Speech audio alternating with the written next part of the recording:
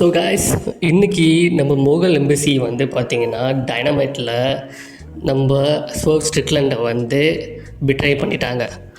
So வந்து பார்த்திங்கன்னா வந்து டைனமைட்டில் வந்துட்டு என்ன சொல்கிறாருன்னா, கிறிஸ்டனை வந்து கூப்பிட்றாரு. கிறிஸ்டன், போன வாரம் வந்து நீ என்ன அதாவது தெரியாமல் நடிச்சிட்ட பார்த்தியா, அதெல்லாம் சொல்லிக்கிட்டு இருக்கும்போது கிறிஸ்டன் வராரு. கிறிஸ்டன் கூப்பிட்டோம். கிறிஸ்டன் வந்துட்டு வந்து சொல்கிறாரு. கிறிஸ்டன் வந்துட்டு செம்ம ஆடியன்ஸ்லாம் வந்து பார்த்தீங்கன்னா பேசவே விடல அவரை. கிறிஸ்டன் வந்து எவ்வளோ பெரிய பெட்டர் லெஜண்ட் தெரியும், அதெல்லாம் சூப்பராக ஹேண்டில் பண்ணார்.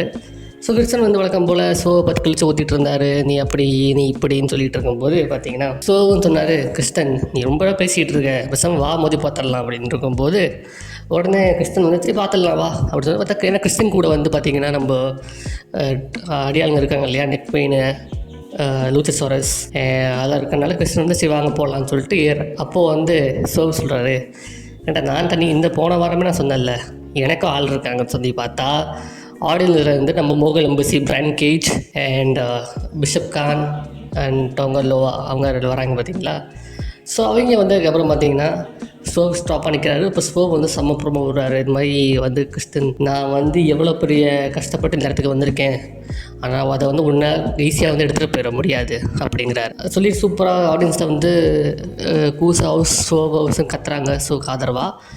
சொல்லிகிட்டு இருக்கும்போது பார்த்தீங்கன்னா பின்னாடி வந்து பிரையன் கேஜ் வந்து மாட்டான்னு நாக் அவுட் பண்ணிடுறாரு ஷோவை.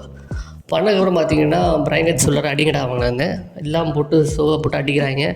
அடிச்சதுக்கப்புறம் பார்த்தீங்கன்னா கடைசியில் வெளில டேபிள் இருக்குல்ல, அனௌன்ஸ் டேபிள் இருக்கு இல்லையா. ஸோ அனௌன்ஸ் டேபிள் வந்து பார்த்தீங்கன்னா ரெண்டு பேரும் பிஷப் கானும் டோங்கலோவும் சேர்ந்து சோல் ஸ்ட்ரிக்லண்டை வந்து டேபிள்லே போட்டு அவங்க காலி பண்ணிடுறாங்க. பண்ணதுக்கப்புறம் பார்த்தீங்கன்னா கிறிஸ்டன் சிரிச்சுக்கிட்டே போகிறாரு.